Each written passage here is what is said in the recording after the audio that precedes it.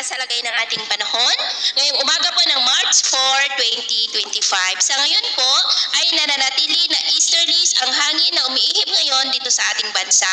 Ito po ay mainit na hangin mula sa Pacific Ocean na nagre-resulta rin yan ng pagkakabuo ng mga localized thunderstorm na siyang dahilan ng mga pag-ulan, lalo na po yan sa dakong hapon, gabi at madaling araw. Ang amihan ay hindi po ngayon ramdam pero posibleng magparamdam muli bago mag-weekend, bago nagbabanta na mamaalam ngayong buwan na ito at patungo na po tayo sa susunod na mga linggo ng transition period. At sa ating long range forecast, consistent pa rin naman po na walang bagyo na namamataan na tatawid po sa ating kalupaan for the next 2 weeks. At sa lagay po ng ating panahon ngayong madaling araw ay may mga isolated rains sa ilang bahagi ng Central Luzon, Laguna, Rizal, Quezon, Northern Palawan, Catanduanes, Masbate, Bohol, Eastern Samar, ilang bahagi ng Cebu at Davao. At mamaya po ay sisikat pa rin ang araw sa malaking bahagi ng bansa pero may chance pa rin na mga cloudy skies with isolated rains ilang bahagi ng Central Luzon, Aurora, northern part ng Palawan, Sorsogon, Masbate, Eastern Samar, Dinagat Island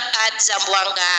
At mamayang hapon may chance pa rin ng mga cloudy skies with isolated rains sa ilang bahagi ng ating bansa. Kaya kung lalabas po tayo sa ating matahanan, ugaliin pa rin po natin lagi ang magdala ng kahit anong panangga natin sa init ng araw at protection na rin po sa mga biglaang buhos ng ulan. At sa atin naman pong mga baybayin, wala po tayong nakataas na anumang gale warning signals, pero bayong pag-ingat lamang po kung papalaot tayo para po mas makaiwas sa mga sakunang pangkaragatan.